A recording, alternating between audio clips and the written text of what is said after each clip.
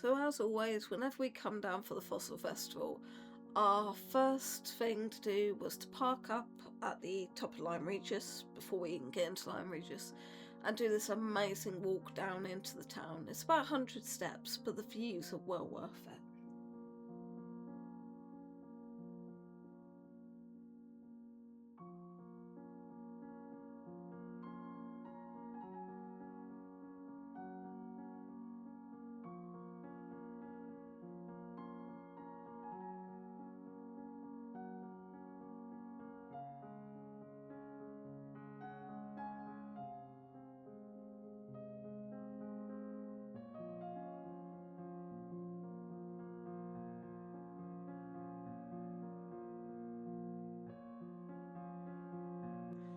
At the bottom of that view, sometimes you can be really lucky and see seals fishing in the sea. And as you head round, you can find a Mary Anning statue. This is a beautiful statue. It was done in bronze, and the detail in it is absolutely stunning.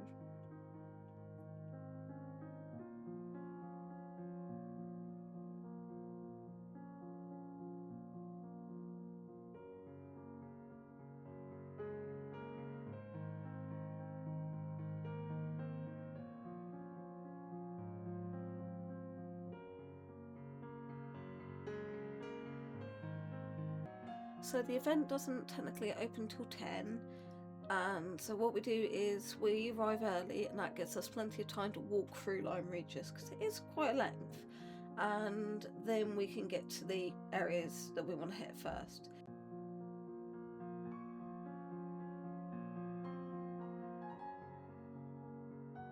In this case, I wanted to get in the marquees first for a change.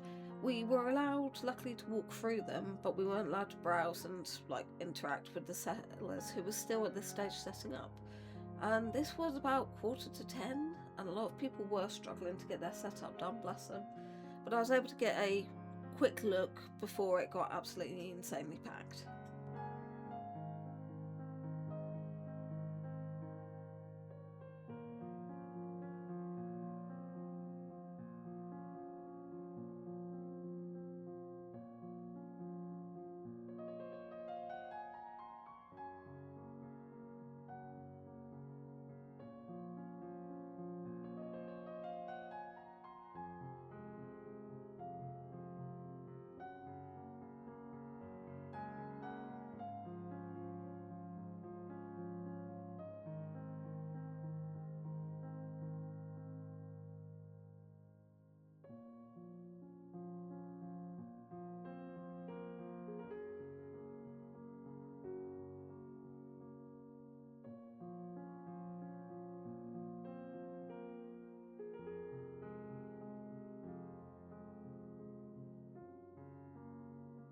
Whilst waiting for the event to officially open, we just sat up in the gardens amongst the sculptures and the flower beds and chilled and watched the world go by.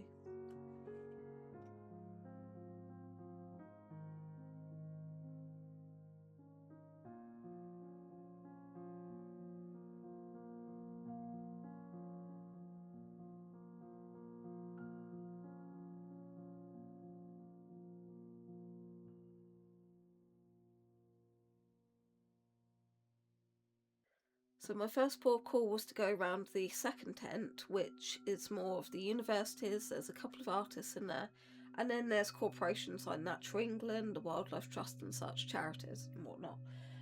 This tent doesn't always get that busy to start off because everybody just goes for the buying, if you like, first, which meant I could get a walk around without too much problems.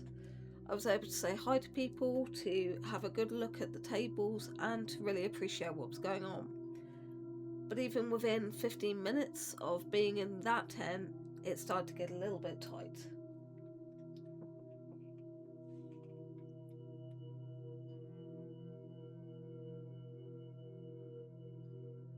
On walking into the main tent, straight away I was hit by the amount of people who were already pouring in.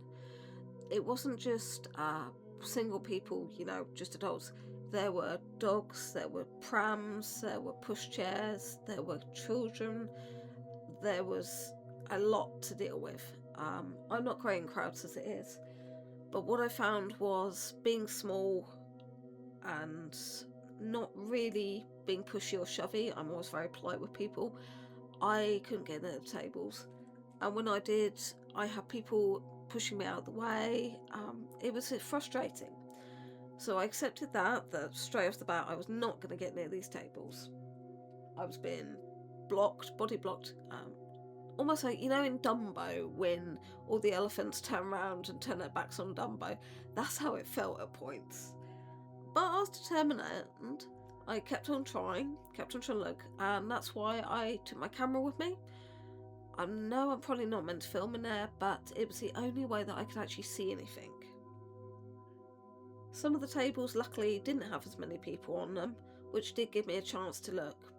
My first day at the festival, I don't often buy unless I really, really, really want it, because I want to look around, I want to look at the prices, I want to look at the quality, I want to talk to the vendors.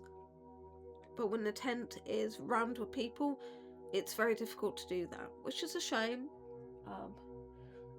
But I decided in the end to go for the artists. So I went and found all the artists in that tent that I knew were going to be in there, and I made purchases with them and said hi, gave some support, and that was just about enough for me. By the time I'd done one lap of the tent, I was already absolutely baking. Now, this year they did bring in some humongous fans to try and cool down the temperatures, but even then it was still sweltering in there. It was about 26, 28 outside, and it was even more in the tent. So I really felt sorry for the dogs being dragged through there, because it was just, they were panting and and they were wearing furry coats, and I was in a t-shirt. But the artists that I got to see were absolutely stunning, absolutely amazing. And with the artists, I did make purchases there and then, because I can appreciate the artists will sell out faster than a lot of the fossil sellers. The Lyme Regis Festival, they do try and be tight on stopping fake sellers, basically, Temu people, AI people, and that. I did spot a packet of Temu stickers, or Temu Star stickers, and there was one vendor who, it was just too sus. And I think other people felt that because you hardly saw anybody go near their table. The artwork, they'd class themselves as a 3D artist. There was just something not right. Now, I did buy a piece that I didn't realise wasn't real, and the vendor didn't tell me it wasn't real. It was sold as a real piece. I'm not angry about that. That was my own stupidity at the end of the day. I would have liked a bit of clear honesty from the vendor at the end of the day, and they should have said, this is not a real fossil, this is a replica. But that's that. There were one or two also what I call commercial sellers, so people who have bought things that were bulk buy from another company, so third party sellers if you like. Again, I was surprised at this because it's stuff that you can buy yourself here, there and everywhere. So I kind of admit I ignored them, and I just concentrated on the people who I know are real artists and real sellers.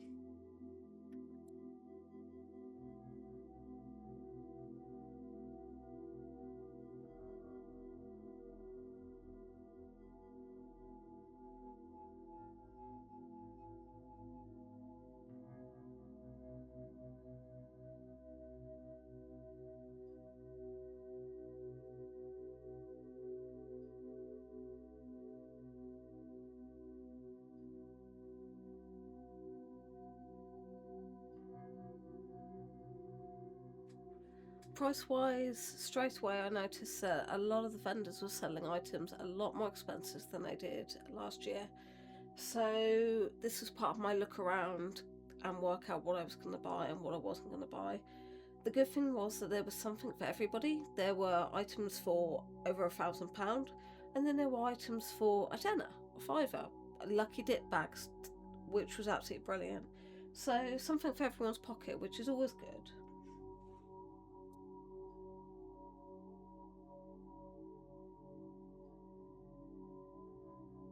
So after we did this tent, we did go over and see the art team at the mill. I didn't film in there out of respect for all of the artists, and I wasn't sure if I could film in there, so sadly I haven't got any footage of that area, I'm afraid.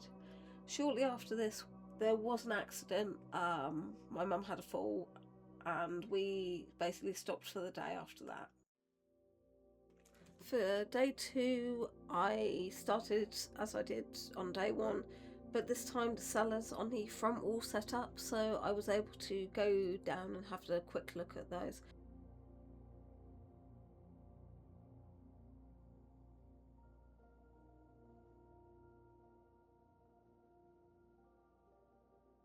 It was a mixture of really beautiful artists and fossil selling. Thinking about it, I should have really gone back and got a couple of pieces from them. They were not badly priced. But what was confusing me was that I was seeing what I would call the exact same fossil in some cases, so I was just being a little bit more cautious with my buying. But some absolutely stunning artwork I found. What I loved was that a lot of the vendors were sharing their knowledge and their passion and their expertise with general members of the public. So when people were picking up items or asking questions, they were readily available with answers, and it gave you confidence in buying.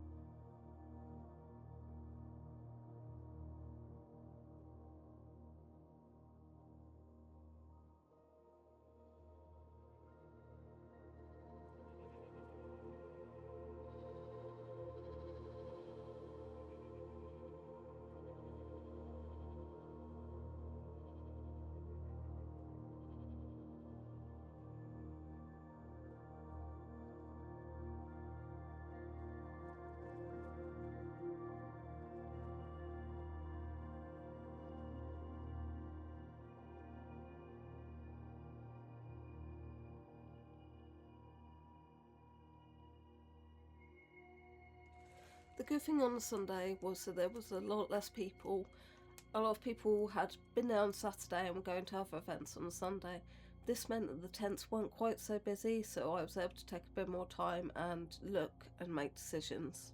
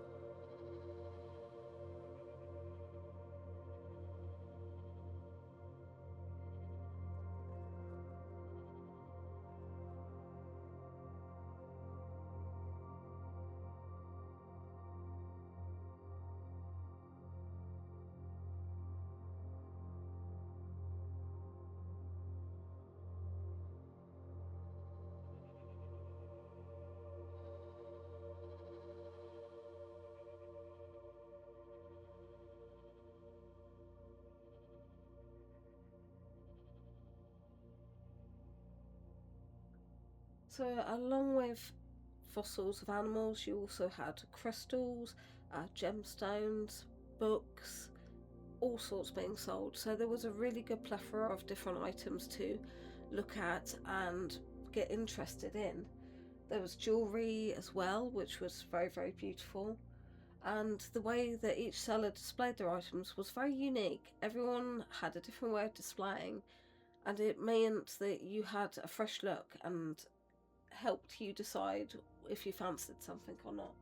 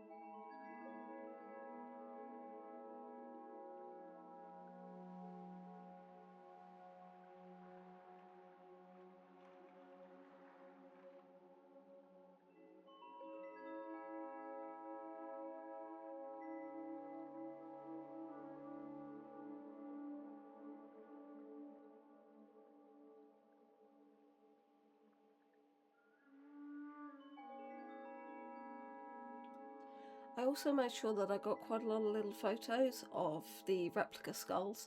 Sadly, nobody was selling replica skulls, which is such a shame because I honestly would have bought loads if there had been some. So instead what I was doing was taking photos of ones that I could find so that I've got a reference. I have found a contact who is local-ish and in the UK who does do museum quality skulls and skeletons basically. So I've got to look up the price guide and see what I can afford.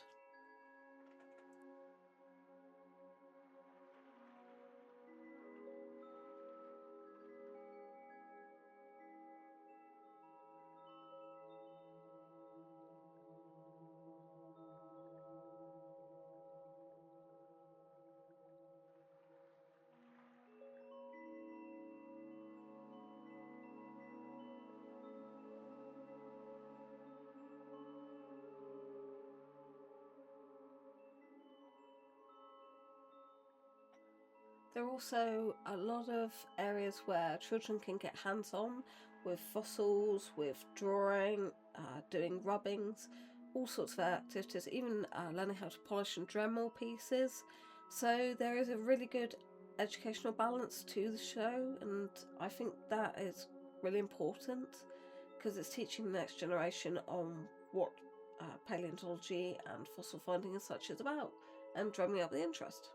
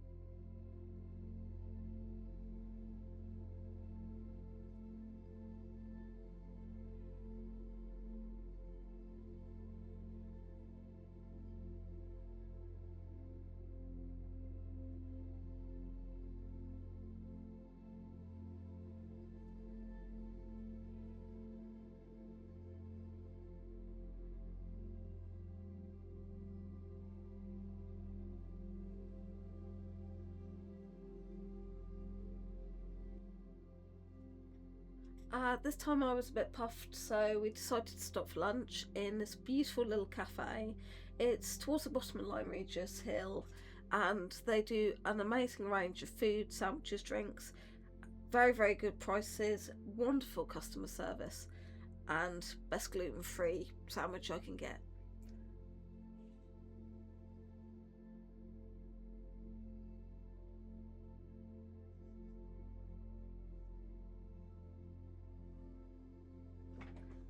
Whilst my parents hopped up to the theatre area to listen to the local brass band, I think they're a band, I ran back down the road to go to one of the fossil shops.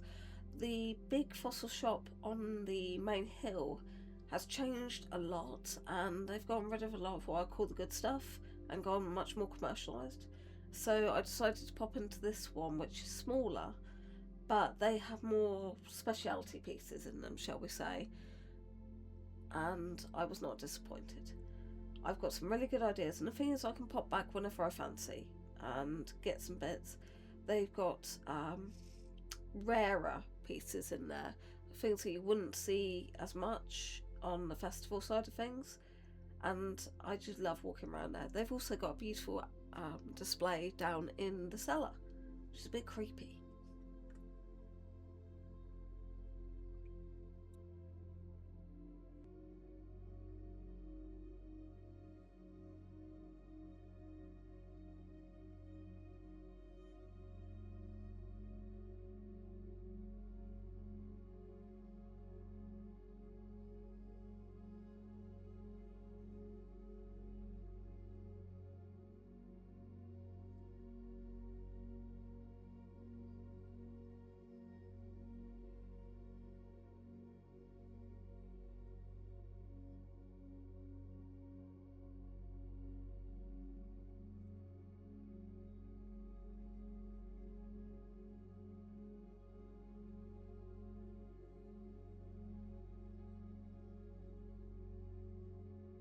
So one of the pieces that I was very interested in is a squirrel rodent skeleton that is available at this place.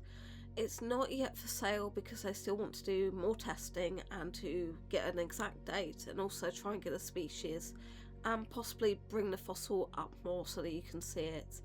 So I'm hoping that's going to happen quite soon and I can inquire again. It's going to be an expensive one, I know that much, but it looks absolutely beautiful and absolutely amazing. So this is the shop that I will always go for much rarer finds.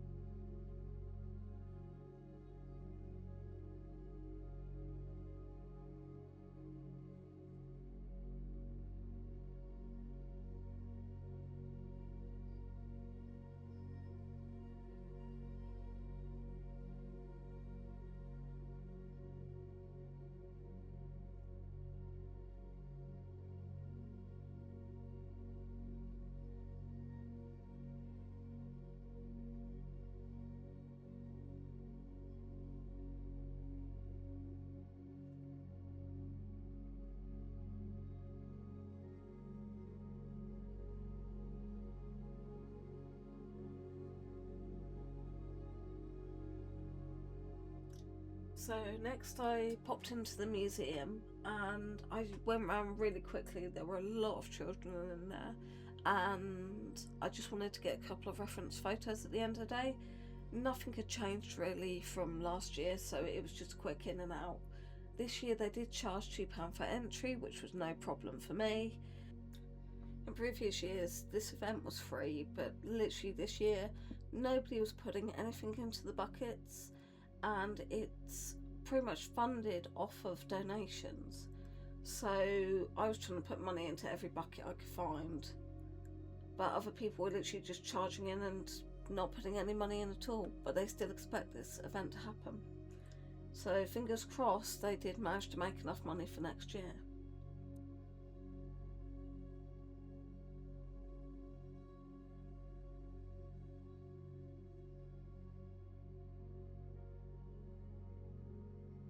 Overall, it's an amazing event. It's fun, it's friendly, it's an event you will find something unique at, something special at.